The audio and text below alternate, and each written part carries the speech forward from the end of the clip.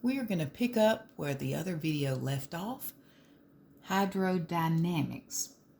Now we're going to assume several things.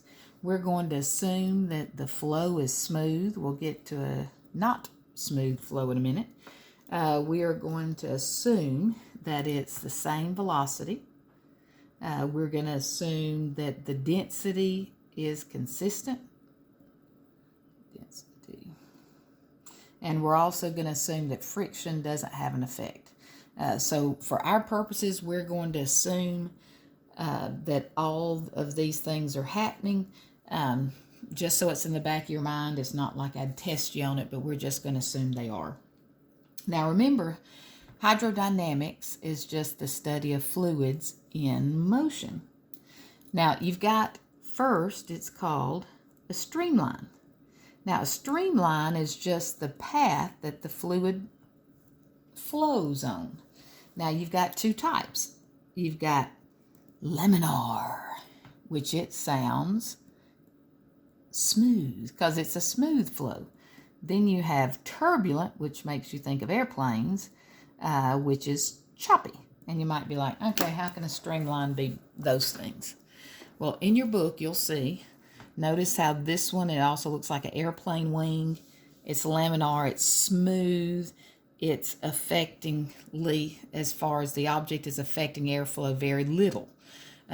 Just a fun fact, over half of your car's energy is lost due to air resistance or getting the air to move out of your way. That's why they've tried to make it, the designs even sleeker, because trying to make them more gas efficient, more effective. And same thing with the water, you can see that's laminar. Well, on the other end of the, see how that one's, choppy? Just like, look at this one. Like you can imagine this being a little river. It starts off and it's smooth, but then you have all this waves and chaos. I know we are actually maybe going to go to a creek today, get out, and you'll see that a lot of times when you have rocks or things that are in a creek, that it gets real choppy right after it. But some interesting things happen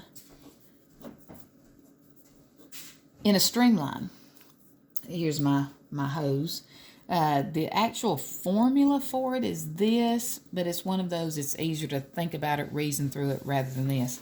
But the area times the speed will equal the same fluid, the area times the speed.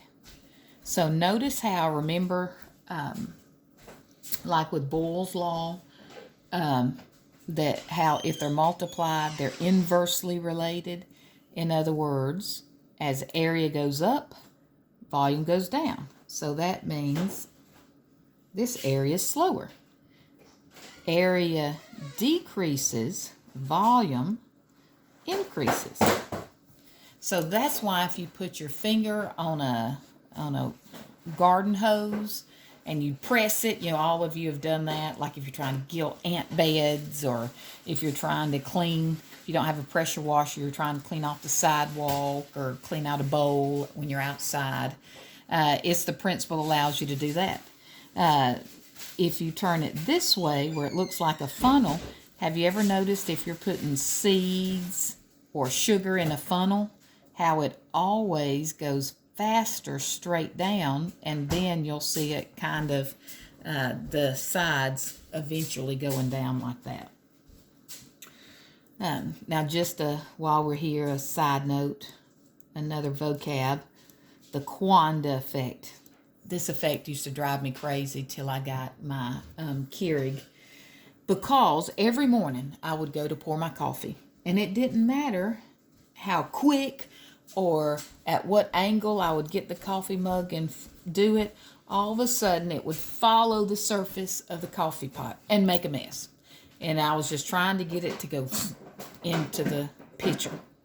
Well, Quanda effect is when fluids follow the surface of the object rather than rather than follow gravity. And a helpful thing this comes into play is with gutters. That's why your gutters catch the leaves and the water goes through. but that was just a side fun fact for you. But, so back to pressure and area.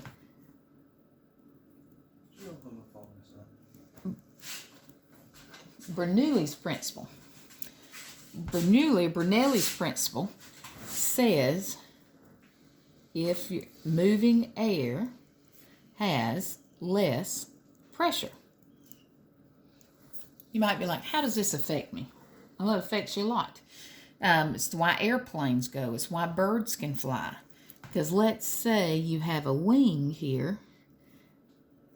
If you can get the air flowing on top going faster, then remember from our laws that things always go from a higher concentration to a lower concentration, it will cause airlift. Same thing if you were to get, if that might not be long enough. Let's see if I can do it and y'all can see it. If I blow on top of this sheet, see how it lifts? It's Bernoulli's principle. So anyway, moving air has less pressure.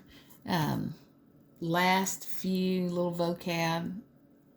Viscosity has to do with the effect of friction on a fluid, or in other words, how thick it is. Blood, have you ever heard the phrase, blood is thicker than water? That is actually a true statement. Blood is, at normal temperature, it is thicker than water. And here's a fun fact. As the blood goes through your body, I know it, here we go. It's terrible, but oh well. We'll do a cute little heart. As blood goes from your body, goes through everywhere it's going to go, and then as the veins bring it back, fun fact, it is almost at zero torr by the time it reaches the heart again. In other words, think about it, it's why in your shower, the shower that's farthest away has the least pressure. Also, the same differences in Alaska on the pipelines that are so long. A lot of times they'll put them on hills so that way you can have the gravity coming down. But even if it's level, eventually friction is going to cause it to stop. So they have pumps throughout there to keep the fluid flowing. Kind of gross, but kind of interesting fact. Porpoises do a mucus kind of material near their snout that puts this substance all over their body. Never mind, I won't try to draw a porpoise. And it makes it smoother so it can swim faster through the water. So viscosity is just the effect of friction on fluids. How thick the fluid is itself, and how friction can slow things down. Or lack of friction can increase things. So that is all for Chapter 17. Hope you have a great day and it was a benefit to you. As normal, any questions, please comment. Have a great day.